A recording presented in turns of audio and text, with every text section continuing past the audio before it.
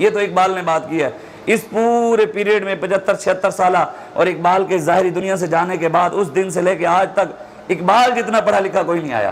اقبال خود کہتا ہے، اقبال حالانکہ خود یورپ کی تعلیم پڑھ کر آیا ہے، انگریز کے بعد رہ کر آیا ہے، ایڈوکیٹ بھی رہا ہے، وکیل کی تعلیم بھی پڑھی ہے، انگریزی بھی پڑھی ہے، سب کچھ پڑھا ہے۔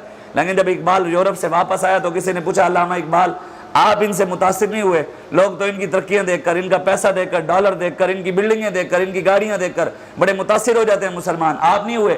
تو علامہ اقبال نے کہا خیرہ نہ کر سکا مجھے جلوہ دانش فرنگ، سرما تھا میری آنکھ میں خاک کے مدینہ و نجف۔ اس نے کہا میری آنکھوں میں مولا علی کی خاک کا سرما تھا اور حضور کے در کی خاک کا سرما تھا، میں ان سے متاثر نہیں ہوا، میں متاثر ہوا ہوں تو غازی علم الدین سے ہوا ہوں، میں متاثر ہوا ہوں تو پیر جماعت علی شاہ سے ہوا ہوں، میں متاثر ہوا ہوں تو مولا علی سے ہوا ہوں، عثمان غنی سے ہوا ہوں، عمر فاروق سے ہوا ہوں، صدیق اکبر سے ہوا ہوں، میں ان سے متاثر ہوا ہوں۔ اس لیے ہمارا بھی وہی معیار ہے جو اقبال کا معیار ہے۔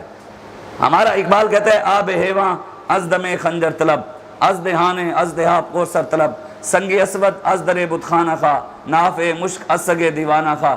علامہ اقبال کہتا ہے گردن تیری کٹ جائے خنجر سے پھر بھی تو زندہ رہے، ممکنات میں سے ہے۔ امام حسین ابن علی کا سر نیزے پہ تھا لیکن قرآن کی تلاوت جاری تھی۔ اقبال کا یہ ہو سکتا ہے بندہ زندہ رہے خنجر سے گردن کٹنے کے بعد بھی۔ آگے اقبال کہتا ہے آپ ہیواں از دہانے از دہا کوثر طلب۔ علامہ اقبال کہتا ہے از دہا کے منہ سے، سانپ کے منہ سے تجھے مشک اور جام شیری جیسا میٹھا شربت مل جائے، یہ بھی ممکنات میں سے ہو سکتا ہے۔ سنگ اسود از در بت خانہ خواہ، علامہ اقبال کہتا ہے بت خانے سے تجھے حجر اسود جیسا پاک پتھر مل جائے، یہ بھی ہو سکتا ہے۔ ناف مشک از سگ دیوانہ خواہ، علامہ اقبال کہتا ہے پاگل کتے کے منہ سے تجھے مشک اور عنبر کی خوشبو مل جائے، یہ بھی ہو سکتا ہے۔ اقبال کیا نہیں ہو سکتا؟ کہتا ہے سوز عشق از دانش حاضر مجوئے، کیف حق راضی جام کافر مجوئے۔ اقبال کہتا ہے کافروں کی تعلیم پڑھ کے، کافروں کے پیالے میں پی کر کوئی مسلمان کہے یہود و نصارہ سے متاثر ہو کر کہے میں عاشق رسول ہوں، اقبال کہتا ہے یہ نہیں ہو سکتا۔ عاشق وہی ہوگا جو صحابہ کے پیالے میں پیے گا، عاشق وہی ہوگا جو بابا فرید گنج شکر کے پیالے پہ پیے گا، عاشق وہی ہوگا جو داتا علی حجویری کے پاس جائے گا، عاشق وہی ہوگا جو بڑوں کی لائن میں کھڑا ہوگا۔ اس لیے ہمارے پاس بڑوں کا راستہ بھی ہے بڑا، بڑوں کی تعلیمات بھی ہیں بڑی، ہمیں جو اقبال بتا کر گیا ہے وہ ہمارے پاس نظریہ بھی ہے بڑا۔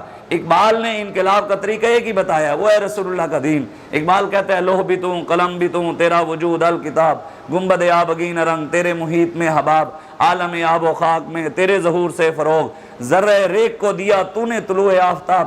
اقبال کہتا ہے حضور جو آپ کے پاس آیا نا وہ چاہے ذرہ بھی تھا، ذرہ بھی تھا، جو آپ کے پاس وہ ذرہ چل کر آیا تو حضور وہ سورج سے بھی زیادہ روشن ہو گیا۔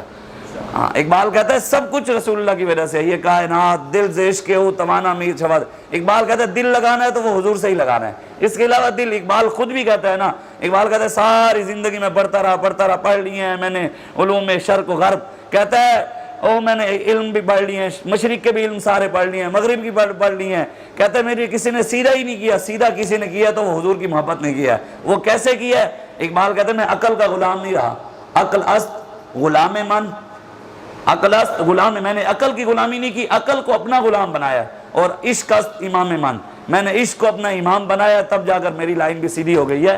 تو اس لیے ہمارے لیے بھی وہی راستہ ہے جو اقبال ہمیں بتا کر گیا۔ اقبال کہتا ہے اس میں کیا شک کہ محکم ہے ابلیسی نظام، پختہ تر ہوئے اس سے خوئے غلامی میں عوام، ہے ازل سے ان غریبوں کے مقدر میں سجود، ان کی فطرت کا تقاضا ہے نماز بے قیام، آرزو اول تو پیدا ہو نہیں سکتی، ہو جائے کہیں پیدا تو مر جاتی ہے یا رہ جاتی ہے خام۔ اقبال کہتا ہے پہلی تو بات شیطان نے کہا ان کے ہاں آرزو پیدا ہی نہیں ہونے دینی کہ مسلمانوں نے کھڑا بھی ہونا ہے۔ اقبال کہتا ہے یہ مسلمان، اور اقبال نے ایک شعر میں بات کی، اقبال کہتے ہیں اگر انگریز بھی اسلام قبول کر لیں، وہ قرآن پڑھنے لگ جائے، وہ مسلمان ہو جائیں، لیکن یہ بد نصیبی ہے کہ مسلمان پھر بھی رہے گا غلام۔ وہ کہتے ہیں انگریز ان کی بڑوں